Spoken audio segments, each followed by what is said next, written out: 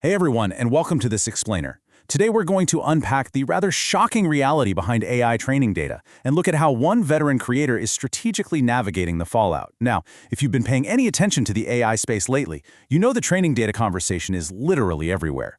But today we're zooming in on one specific, highly documented case that completely shifts the paradigm. We'll explore exactly how a creator who is heavily impacted by all this is choosing to respond. Okay, let's just jump right in with this incredibly jarring internal quote. This actually comes from a recently surfaced public internal document from Anthropic, the makers of the massive AI tool Claude. The quote reads, "We don't want it to be known that we are working on this." So what exactly were they working on? Well, according to our source material from a 9-time author and business owner, this single sentence kicked off a massive controversy. And for her, it's really the concealment that stings the most, right? Because it strongly implies the company knew that reasonable people would absolutely object to what they were doing, but they just went ahead and pushed forward anyway. So let's get into Section 1, the Secret Book Destruction Project, also known as Project Panama. You have to look at the brutal industrial efficiency of how this operation went down. Our source notes that Anthropic allegedly hired a former Google Books executive specifically to spearhead this entire thing. The process went like this. Step 1. They bought millions of physical books in bulk, and we're talking even rare ones where almost no physical copies exist anymore. Step 2. They fed them into a hydraulic cutting machine to literally slice the spines right off. Step 3. They scanned all those loose pages with industrial equipment. And Step 4. They just threw the originals straight into the recycling bin. The books were treated entirely as raw, disposable material. And why? Well, the internal documents basically stated that total destruction was simply the most cost-efficient path in a wildly competitive AI race. Now, you might be wondering, how on earth is this legal?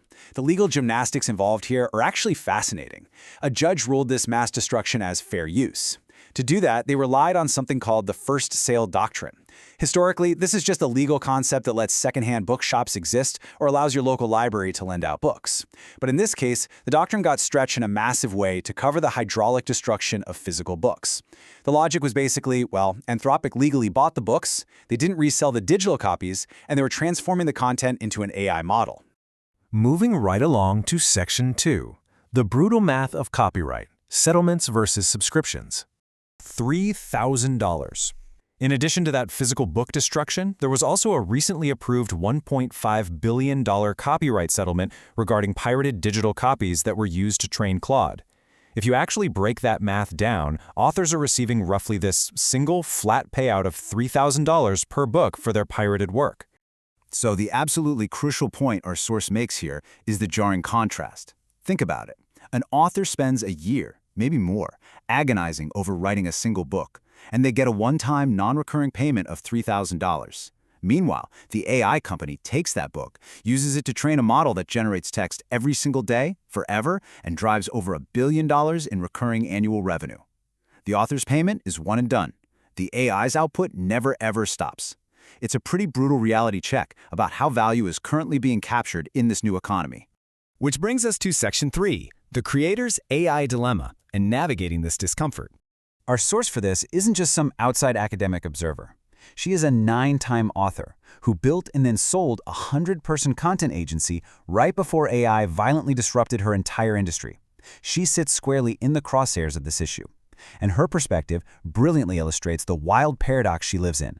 She very neutrally points out the undeniable wrongness of the physical book destruction, but in the very next breath, she acknowledges the reality that Claude is one of the most powerful tools available to creators today. She actually uses Claude every single day to run her current business. She's sitting right in the irony of relying heavily on an AI that was built, at least in part, by destroying books. And hey, maybe even her own books. Both things are true. To navigate all of this, she argues we've got to get past two very common but very flawed industry takes. On one side, you have the doomsayers. AI will totally replace writers. On the other side, you have the deniers. AI can never match human creativity. Our source explains that both of these perspectives are just way too static. They judge AI at a fixed point in time. The actual reality is that AI today writes better than average, on demand and instantly. But if you just prompt an AI and try to skip the human element entirely, you're going to get burned. The machine still lacks earned human perspective. It has incredible patterns for sure, but patterns without perspective are just content. They aren't connection. Okay, Section 4, liberation through the machines. Let's look at the human-AI partnership. So if we can't ignore it, how do we actually build a completely new workflow? Well, it's a partnership. The human brings the belief, the unique life experience, the specific angle, and the stakes. The AI brings the incredible speed, the structural organization, and just raw drafting horsepower. When you combine those two things, you aren't threatening a good writer. You're actually gifting them massive leverage. Our source notes that this specific partnership regularly turns 3 hours of really grueling work into 30 minutes of highly effective output. For all the writers and business owners tuning into this explainer, here is your operational game plan. First, don't treat AI as the enemy. Instead, actively cast it in these very specific roles. Make it your world-class research assistant, use it as a tireless first draft engine, and lean on it as an always available thinking partner. Adopting these specific roles protects your unique human value while still heavily leveraging the machine's crazy capabilities. And finally, Section 5, Fixing the Future of AI, and Building Frameworks for the Next 20 Years. Because look, adapting to the tools on a personal level is really only half the battle. Acknowledging those deep systemic issues we talked about earlier means we need to completely overhaul the current state of things. When it comes to compensation, we've got to move away from these one-time courtroom settlements. We need to build ongoing royalty structures, very much like the music industry eventually figured out for streaming. And for book scanning, the default absolutely cannot be destructive just because it saves a few bucks. Non-destructive scanning has to be legally mandated, especially when we are talking about rare and irreplaceable works. All of this brings us to a rather stark reality check for absolutely every creator, writer, and professional out there right now. Your work is training data. That is not a hypothetical anymore. It is a proven, documented fact. Whether you explicitly consent to it or not, the system is consuming your output.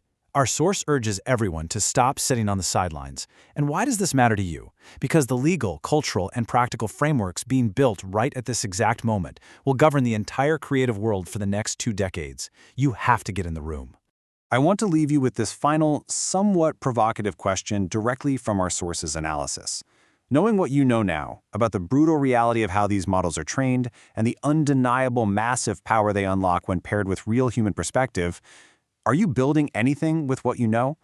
The landscape is shifting violently under our feet right now. We can't change the fact that the books were cut and scanned.